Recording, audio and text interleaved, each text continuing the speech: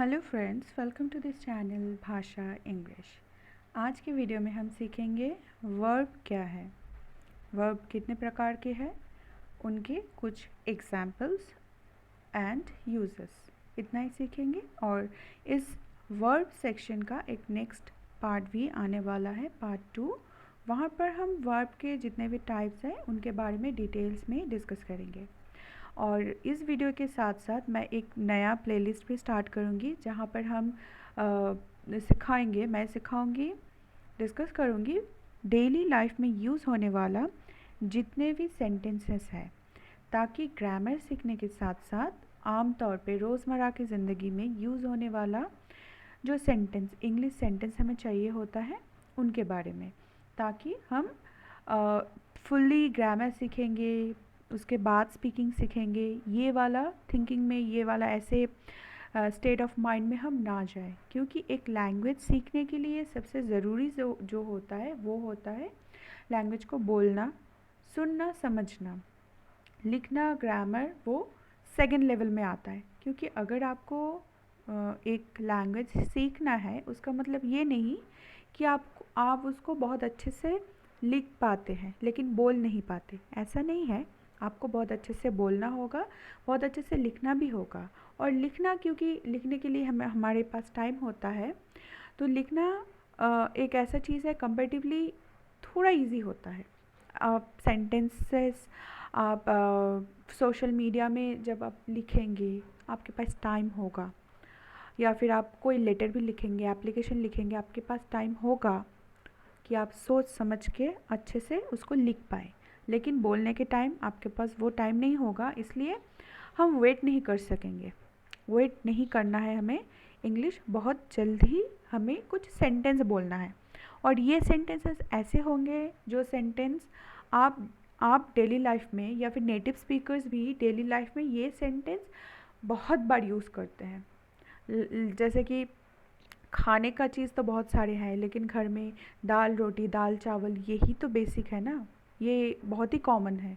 वैसे ही बहुत कॉमन जो सेंटेंसेस है जो कि यूज़ होते हैं, उसी को हम सिखाएंगे, उसका मीनिंग के साथ, हिंदी मीनिंग के साथ, ताकि आपको समझने में दिक्कत ना हो, यूज़ करने में दिक्कत ना हो। तो उससे क्या होगा, आप डेली लाइफ का जो छोटे छोटे कॉन्वर्सेशन है वहाँ पर इंग्लिश जब भी आपको ज़रूरत होगा तो उन सेंटेंसेस का या फिर जो वर्ड्स है उनको आप यूज़ कर पाएंगे, और आपको ये नहीं लगेगा कि आप इंग्लिश में बहुत पीछे हैं। हालांकि ग्रामर सीखना बहुत ही ज़रूरी है, वो तो ये ग्रामर वाला प्लेलिस्ट में मैं वीडियो अपलोड करती ही रहूँगी, लेकिन मैं एक नई प्लेलिस्ट स्टार्ट करूँगी। और ऐसे रैंडम वीडियो भी मैं दे सकती थी, लेकिन आपको तकलीफ़ ना हो वीडियोस ढूंढने में, तो एक अलग से प्लेलिस्ट में क्रिएट कर दूँगी। और आप चैनल को, अगर आपको वीडियो अच्छा लगा, हेल्पफुल लगा, तो आप लाइक कर देना, और हो सके तो सब्सक्राइब करना एंड कमेंट करना। एंड चैनल बहुत नया है, लेकिन मैं कोशिश करूँगी कि बहुत ही हेल्पफुल हो, क्योंकि इंग्लिश बहुत ही ज़रूरी है आज के लाइफ में। आप एक एग्ज़ाम के लिए जाए, आप शॉपिंग के लिए जाए, आप घूमने के लिए कहीं बाहर जाए, या फिर इंडिया में ही कहीं जाए, तभी आपको इंग्लिश का ज़रूरत बहुत ही ज़्यादा होगा। मातृभाषा सीखना बहुत ज़रूरी है, हिंदी सीखना बहुत ज़रूरी है, इंग्लिश भी सीखना बहुत ज़रूरी है। ऐसे नहीं कि आप हिंदी में, या फिर आपका जो भी मातृभाषा है उसी में कॉन्वर्सेशन करके कंफर्टेबल है, इसका मतलब ऐसा नहीं है कि आप एक नया लैंग्वेज नहीं सीखेंगे। तो इंग्लिश क्योंकि नेशनल इंटरनेशनल लेवल में बहुत ही इम्पॉर्टेंट है, तो इंग्लिश सीखना ज़रूरी है, इसीलिए ग्रामर सीखना बहुत ज़रूरी है। और अगर आप ग्रामर सीखेंगे तो आपका जो स्कूल में, कॉलेजेस में, या फिर यूनिवर्सिटी में, या फिर एग्ज़ाम में, कॉम्पिटिटिव एग्ज़ाम में भी जितने भी इंग्लिश रिलेटेड प्रॉब्लम्स आएंगे वो आप बहुत आसानी से सॉल्व कर पाएंगे। तो ग्रामर सीखना भी ज़रूरी है, लेकिन डेली लाइफ कॉन्वर्सेशन के जो वर्ड्स है, सेंटेंसेस है, फेजेस है, उनको सीखने के लिए पूरे ग्रामर सीखने के बाद वो स्टार्ट करें, ऐसा नहीं हो सकता। तो वो मैं नेक्स्ट 1 और 2 डेज़ में ही अपलोड करती रहूँगी, वैसे वो सारी जो वीडियोस हैं। और वो जो सेक्शन है उसमें मैं ज़्यादा कंफर्टेबल हूँ, क्योंकि मैंने देखा ग्रामर मैंने बहुत सीखा, लेकिन बोलने के लिए आपको प्रैक्टिस का ज़रूरत है। तो आप खुद से भी प्रैक्टिस कर सकते हैं, दोस्तों से भी प्रैक्टिस कर सकते हैं, दोस्तों के साथ, फैमिली के साथ भी प्रैक्टिस कर सकते हैं, लेकिन वो बहुत इम्पॉर्टेंट है।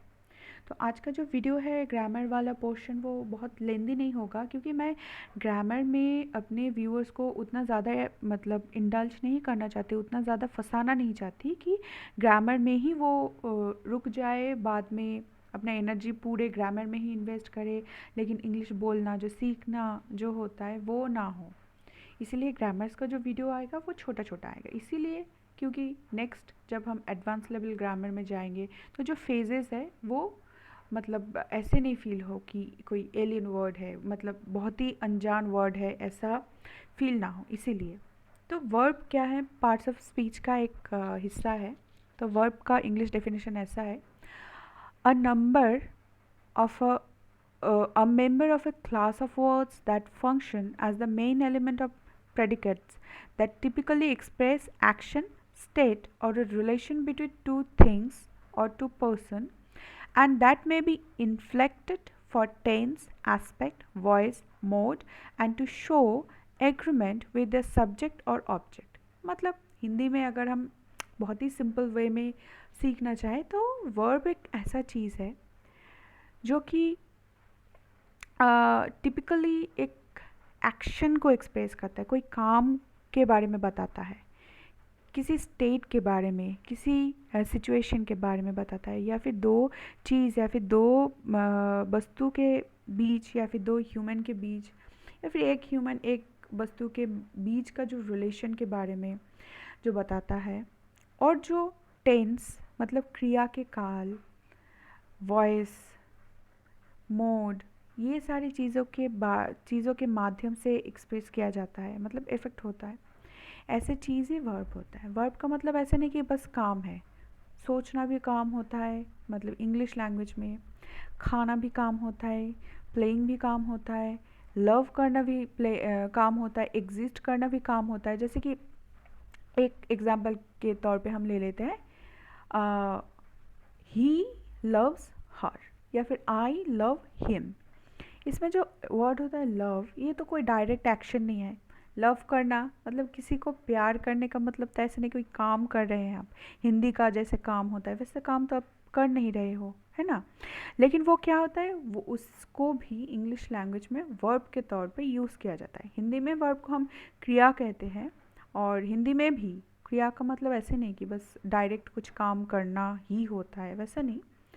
तो ये जो वर्ड है लव, ये भी वर्ब होता है। और एक तरह के वर्ब होता है जो कि हमें मतलब आम तौर पे जो लगता है, ईटिंग, स्लीपिंग, डांसिंग, जो कि डायरेक्ट काम होता है, तो वो भी एक टाइप के वर्ब होता है। तो वर्ब जो चीज़ है वो बहुत ही कॉम्प्लिकेटेड है हिंदी में, इसको समझना थोड़ा मुश्किल है, इसलिए क्योंकि ये टेंस के वजह से, वॉइस की वजह से, मोड के हिसाब से ये चेंज होते रहते हैं। और वर्ब के बहुत सारे प्रकार हैं, वो भी थोड़ा थोड़ा इसमें इनका इफ़ेक्ट होता है, टेंस का, वॉइस का, मोड का। तो हमें डिटेल्स में सब कुछ सीखना है। तो आज के वीडियो में हम डेफिनेशन हमने सीख लिया। डेफिनेशन में जाइए ही मत, आपको रट लेना नहीं है बिल्कुल भी, बस एक बार दो बार सुन लीजिए, कोई रखा नहीं है डेफिनेशन में। लेकिन वर्ब के कितने प्रकार हैं और उनके एग्जाम्पल्स, और क्योंकि टेंस यूज़ होता है, वॉइस यूज़ होता है, मोड यूज़ होता है, ये सारी चीज़ जो है इनके लिए आपको वर्ब का जो टाइप है वो एक बार आपको समझ लेना है, और एग्जाम्पल्स थोड़ा समझ लेना है। और नेक्स्ट वीडियो में हम धीरे धीरे वॉइस, मोड, जब जब भी पार्ट्स ऑफ स्पीच ख़त्म हो जाएगा तब ये सारे हम स्टार्ट कर देंगे, और उतना कठिन नहीं है, इजी ही है।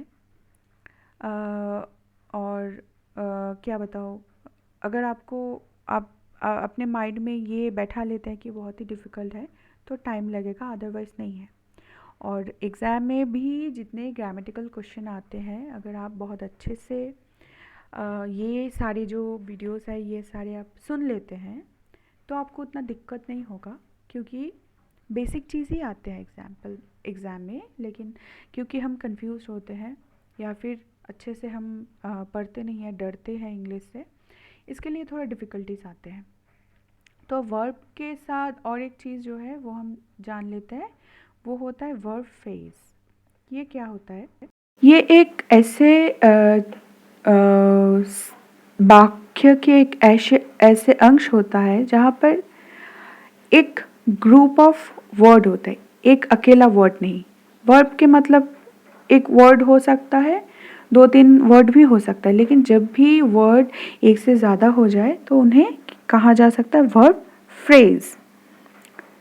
इसका डेफिनेशन ऐसा है, a verb phrase is a group of words, मतलब एक वर्ड, बहुत सारे वर्ड होता है, इंक्लूडिंग अ वर्ब, एक क्रिया होंगे, एक वर्ब होंगे, एंड इट्स कॉम्प्लीमेंट्स, उसको कॉम्प्लीमेंट किया गया, उसका विशेषण जो है वो होगा, ऑब्जेक्ट्स होगा, और अदर मॉडिफायर्स, मतलब अदर और सारे वर्ड भी होंगे जो कि वर्ब को डिस्क्राइब कर रहे हैं।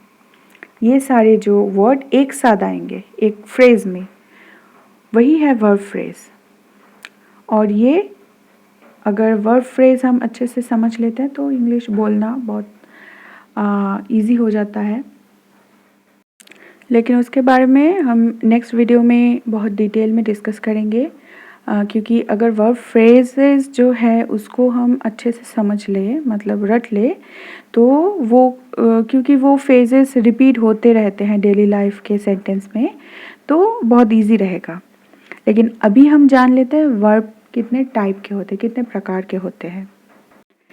अंग्रेज़ी भाषा में वर्ब 11 प्रकार के होते हैं, 11 टाइप्स के होते हैं। जैसे कि number 1 action verbs, number 2 static verbs, number 3 transitive verbs, number 4 intransitive verbs, number 5 linking verbs, number 6 helping verbs और इसे auxiliary verbs भी कहा जाता है, number 7 modal verbs, number 8 regular verbs, number 9 irregular verbs, number 10 phrasal verbs, number 11 infinitives। तो ये 11 प्रकार के वर्ब होते हैं।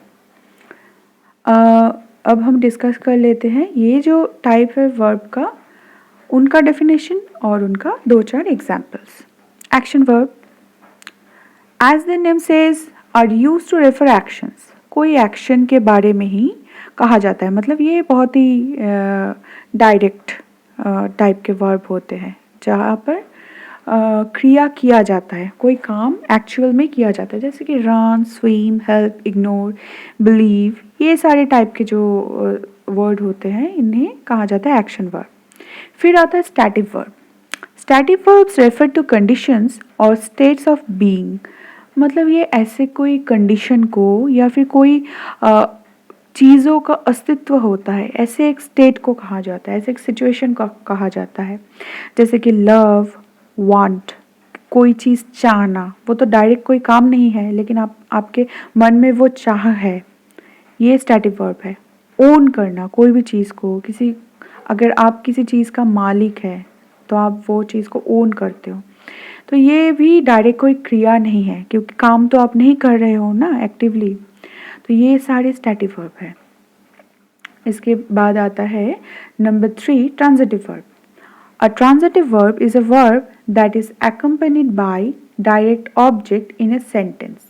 The direct object is the noun, pronoun or noun phrase that is having something done to it by the subject of the sentence. मतलब ये जो verb है ये कोई object के साथ जुड़ा हुआ होता है, और क्या है, ये ऑब्जेक्ट के साथ जुड़ा हुआ होता है, लेकिन ऑब्जेक्ट को कुछ किया गया है नाउन, प्रोनाउन या फिर नाउन फ्रेज के द्वारा।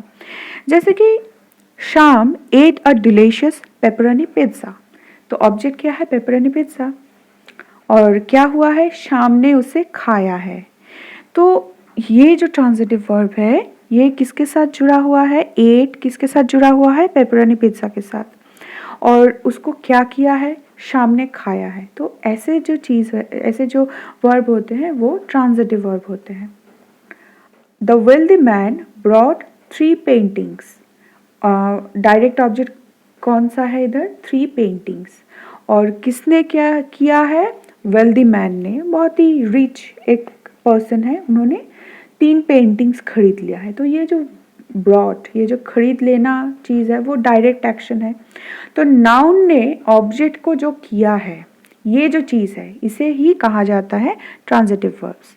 और एक एग्जांपल देख लेते हैं। शी रियली हेट्स पेपरकॉर्न, मतलब उससे पेपरकॉर्न बिल्कुल भी पसंद नहीं है, एलर्जी टाइप का है उसको। तो क्या है, शी नाउन या फिर प्रोनाउन या फिर नाउन फ्रेज वो क्या करता है, हेट करते हैं, एक टाइप के स्टेट है, स्टेट या फिर कंडीशन है। क्या, किसे, पेपरकॉर्न को पसंद नहीं करते। पेपरकॉर्न क्या है इसमें, ऑब्जेक्ट। तो सब्जेक्ट जो चीज़ ऑब्जेक्ट को करता है वो डायरेक्ट एक्शन भी हो सकता है, वो एक स्टेट ऑफ माइंड भी हो सकता है। वो क्या है, हेट, मतलब सॉरी ट्रांजिटिव वर्ब है। शी रियली हेट्स पेपरकॉर्न, तो शी है सब्जेक्ट, हेट्स है ट्रांजिटिव वर्ब एंड पेपरकॉर्न है ऑब्जेक्ट। इसके बाद हम सीखेंगे इनट्रांजिटिव वर्ब क्या है। The opposite of A transitive verb is an intransitive verb, मतलब ट्रांजिटिव वर्ब का ऑपोजिट है intransitive verb. A verb is an intransitive verb if it is not used with a direct object, मतलब direct object के साथ use नहीं होता है। जैसे कि एयरप्लेन्स फ्लाई, एयरप्लेन्स उड़ते हैं, इसमें ऐसे नाउन, ऑब्जेक्ट, ये सारी डिटेल्स में नहीं है, लेकिन कुछ काम तो हो रहा है। क्या, फ्लाई करना, एयरप्लेन्स फ्लाई कर रहे हैं, है ना। फिर और एक एग्जाम्पल है, the terrified monkeys hide in the trees after they saw the gigantic hungry snake, मतलब monkeys जो है वो एक बहुत पेड़ में छुप गए क्योंकि उन्होंने एक बहुत बड़ा, मतलब हंग्री एक स्नेक को, सांप को देख लिया, इसलिए वो लोग छुप गए। ये क्या है, ऑब्जेक्ट के साथ डायरेक्टली रिलेटेड नहीं है, लेकिन उन्होंने छुप तो गया कहीं पे, तो उन्हें हाइड कर गए ना वो। तो ये है इंट्रांजिटिव वर्ब। फिर है लिंकिंग वर्ब। लिंकिंग वर्ब बहुत ही एक ऐसा टाइप का वर्ब है जो स्पेशल टाइप का है, जो स्टैटिक वर्ब का एक सेक्शन भी कहा जा सकता है, मतलब उसके साथ रिलेटेड है। Linking verbs are a special type of static verb whose name gives a big clue as to they do. Linking verbs are used to link a subject with a subject complement, जैसे कि be, become, seem, appear, grow, है ना। एक इसके साथ एक subject के साथ एक सब्जेक्ट कॉम्प्लीमेंट के बीच में जो चीज़ एक वर्ड यूज़ किया जाता है उसे लिंकिंग वर्ब कहा जाता है। जैसे कि milk is a great food, एक सुपर फूड, मतलब दूध जो है सुपर फूड है। तो किसके बारे में कहा जाता है, दूध के बारे में ही क्या कहा जा रहा है, वो एक सुपर फूड है ना। तो ये जो वर्ड है इज़, ये क्या है, एक लिंकिंग वर्ब है, क्योंकि वो दूध और दूध के जो वो है गुण बताने वाला जो वर्ड है कि दूध सुपर फूड है, उन दोनों के बीच का जो ब्रिज है वो क्या कर रहे हैं, लिंक कर रहे हैं दोनों के दोनों वर्ड के बीच में ये कुछ कर रहा है, लिंक कर रहा है कि इसके साथ ये है ना। तो ये है लिंकिंग वर्ब। जैसे कि the gold watch looks expensive, gold watch क्या कर रहा है, एक्सपेंसिव दिख रहे हैं। तो गोल्ड वॉच और एक्सपेंसिव के बीच का जो हिस्सा है दिखना, ये क्या है, linking verb. Suddenly the mall got really crowded, अचानक ये जो शॉपिंग मॉल था वो उसमें बहुत भीड़ हो गया, क्या हो गया, भीड़ हो गया। तो ये phase the mall and really crowded, इसके दोनों हिस्सों को लिंक कौन कर रहा है, गॉट, है ना। तो ये लिंकिंग वर्ब है। फिर आता है हेल्पिंग वर्ब या फिर ऑक्सिलरी वर्ब। ये do, have, be, can, will, ये सारे ही ऑक्सिलरी वर्ब है, जो कि जहाँ पर डायरेक्टली कोई वर्ड शायद यूज़ नहीं किया गया है वर्ब का, लेकिन ऐसे कोई वर्ड होगा, हैव, हैज़, हैड, बी, ऐसा कुछ होगा। तो ये क्या करता है, हेल्प करता है, मतलब वर्ब है सेंटेंस में लेकिन उसके साथ और एक वर्ड यूज़ किया जाता है उस वर्ब वाला जो पोर्शन है उसको हेल्प करने के लिए, उसको सपोर्ट करने के लिए। तो वैसे सारे जो वर्ड्स हैं उनको कहा जाता है ऑक्सिलरी वर्ब या फिर helping verb. Like the musician has performed in concerts all over the world. The musician, ये नाउन फ्रेज है, हैज़ क्या किया है, परफॉर्म्ड। तो performance is itself a verb, क्या है, एक एक्टिव वर्ब है, उसको हेल्प क्या कर रहा है, हैज़ वर्ड, है ना, हैज़। तो ये जो चीज़ है जो कि एक वर्ब है वहाँ पर, उसको सपोर्ट कर रहे हैं, हेल्प कर रहे हैं अच्छे से मीनिंग कन्वे करने के लिए, तो वो है ऑक्सिलरी वर्ब या फिर helping verb. My cat is getting slow in her old age. मेरी जो बिल्ली है वो अपने ओल्ड एज में थोड़ा स्लो होते जा रहे हैं। तो गेटिंग स्लो ये ही एक वर्ब है, उसको हेल्प क्या कर रहा है, इज, तो ये एक हेल्पिंग वर्ब है। Modal verbs, modal verbs are a sub group of helping verb, helping verb का ही एक हिस्सा है। Can, could, may, might, will, would, ऐसे जो वर्ड होते हैं इनको मॉडल वर्ब कहा जाता है। जैसे कि once you finish your homework you may play outside, you may play outside, ये may होता है एक मॉडल कि एक मूड के बारे में एक्सप्रेस करता है, मतलब तुम बाहर खेल सकते हो। और कोई सेंटेंस में ऐसा कहा जाता है यू मस्ट प्ले आउटसाइड, मतलब आपको बाहर ही खेलना है, आपको बाहर खेलना अच्छा है, बाहर ओपन ग्राउंड में खेलना फिजिकल हेल्थ के लिए अच्छा है। तो ये जो may, might, can, could, will, would, ये सारी चीज़ एक्सप्रेस किया जाता है जिस वर्ब में, जैसे कि वर्ब में उन्हें कहा जाता है मॉडल्स, क्योंकि ये एक क्या बताती हूँ, क्या बोलना चाहिए मुझे, ये एक ऐसा चीज़ एक्सप्रेस करता है कि तुम्हें, हाँ तुम कर सकते हो या फिर तुम्हें करना ही है। ये जो डिफरेंस आप एक्सप्रेस करते हो हिंदी में जैसे होता है कि हाँ तुम ये कर सकते हो, तुम खाना खा सकते हो, या फिर ऐसा वर्ड सेंटेंस भी हम यूज़ करते हैं कि हाँ तुम्हें खाना खाना ही है, अभी खाना है ना। तो ये दो सेंटेंस क्या है, एक ही टाइप का है लेकिन उनका मोड अलग है कि हाँ तुम खा सकते हो, इट डिपेंड्स ऑन यू, या फिर तुम्हें अभी खाना है, तुम्हें खाना ही है, दोनों अलग है ना। तो ऐसे सारे सेंटेंसेस को हम इंग्लिश में जब एक्सप्रेस करते, यूज़ करते, तो कैसे वर्ड हम यूज़ करेंगे, कैसे हम इनको एक्सप्रेस करेंगे, तो उनके लिए जो वर्ड है उन्हें ही कहा जाता है मॉडल वर्ब।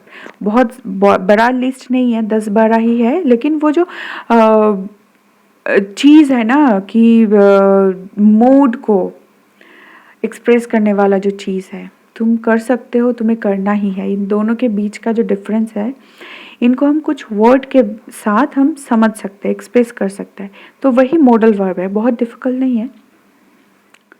हाँ, इनको एक्सप्रेस करना मतलब समझाना बहुत डिफ़िकल्ट है, लेकिन यूज़ करना उतना ज़्यादा डिफ़िकल्ट नहीं है। फिर आता है regular verb. A verb is considered a regular verb if its past tense form and past participle ends in ed or d, or the verb is a t variant verb।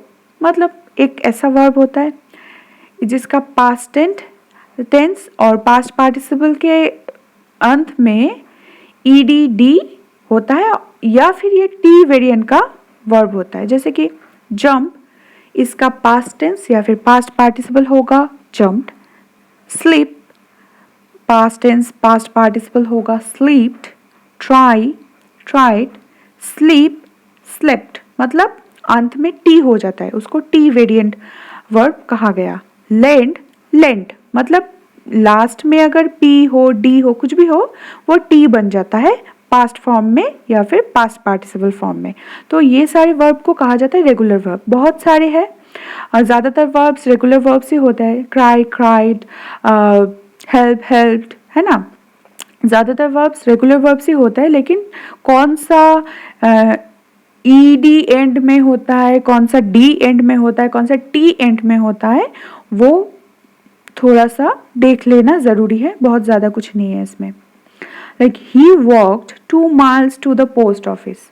वो post office तक 2 kilometre, to हमारे इधर kilometre चलता है तो मैं वही बोल रही हूँ, माइल्स का हिसाब थोड़ा अलग है। खैर, वो 2 किलोमीटर पोस्ट ऑफिस तक पैदल चल के गया था।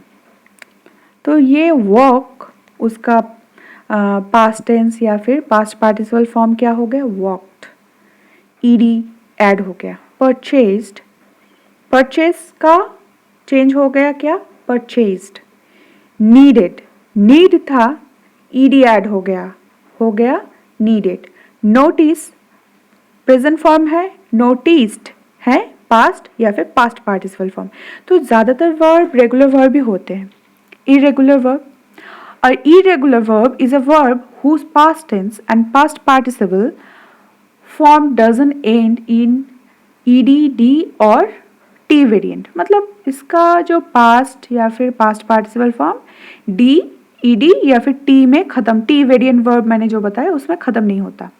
जैसे कि B becomes, am, is, are, was, were, be, being, been अलग अलग होता है। ईट का क्या है, eat, ate, eaten, fly, flew, flown, catch, caught, caught, sat, set, set.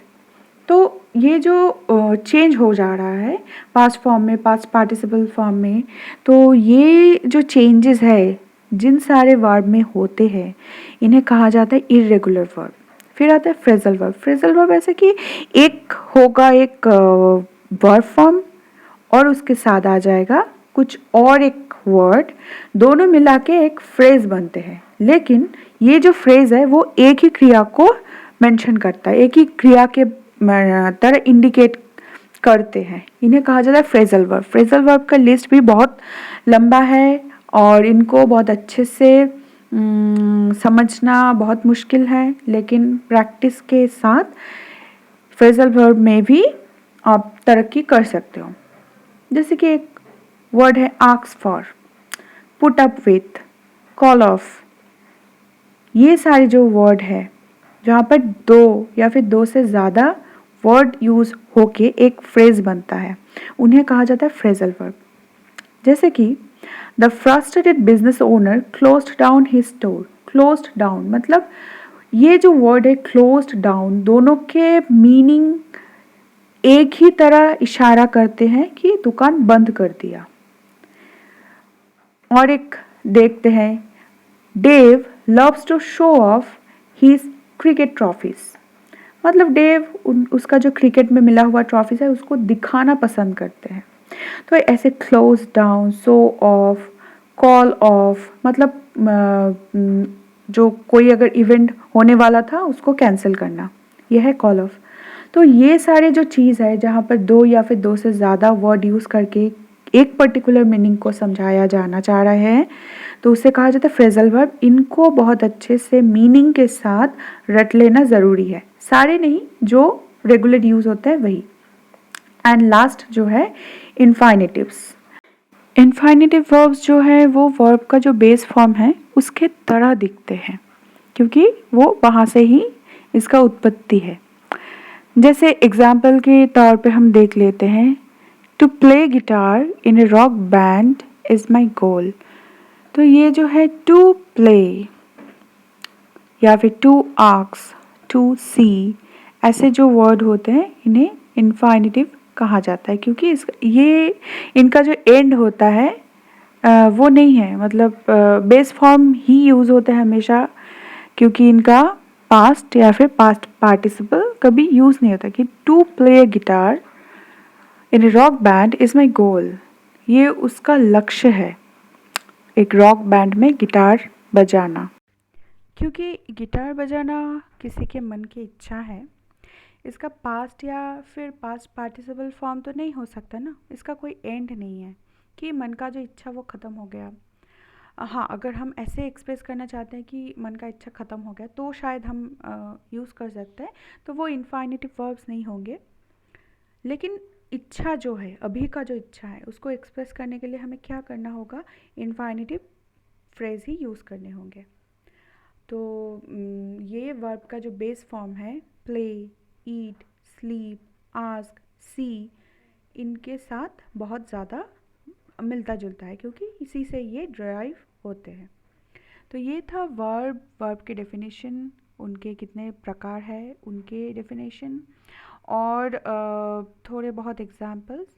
लेकिन ग्रामर को समझना है, उतना ज़्यादा रट नहीं लेना है, ये बहुत इम्पॉर्टेंट है। और मैं फ्रेजल वर्ब का, मॉडल्स का, जितने भी है जो समझना ज़रूरी है, सारे नहीं, इन 11 टाइप ऑफ वर्ब्स में जो समझना ज़रूरी है, लिंकिंग वर्ब, हेल्पिंग वर्ब, इनके बारे में अलग अलग से एक एक वीडियो दे दूँगी जब पार्ट्स ऑफ स्पीच ख़त्म हो जाएगा। फिर टेंस भी सीखना है, वॉइस भी सीखना है, ठीक है। और मेरे नेक्स्ट जो प्लेलिस्ट के बारे में मैंने बताया उसको भी स्टार्ट करने वाली हूँ अभी 1-2 दिन में ही, तो उसमें भी आएगा। तो वहाँ पर आप बहुत सारे आपको एग्जाम्पल्स मिल जाएंगे फ्रेजल वर्ब के बारे में, मॉडल्स के बारे में, वहाँ पर बहुत कुछ एग्जाम्पल्स मिल जाएंगे आपको।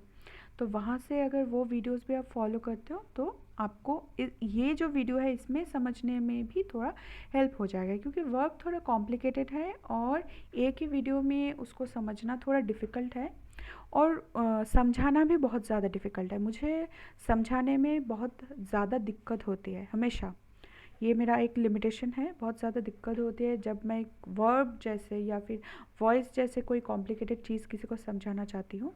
लेकिन मुझे लगता है कि बहुत सारे वीडियोस में थोड़े थोड़े करके उसको समझाना आसान है, और एक वीडियो में एक ही बार में सब कुछ समझना, मतलब मुझे सब कुछ एक ही बार में एक ही टाइम में समझना है, ये भी थोड़ा दिक्कत वाली चीज़ है। आप धीरे धीरे समझो लेकिन अच्छे से समझो।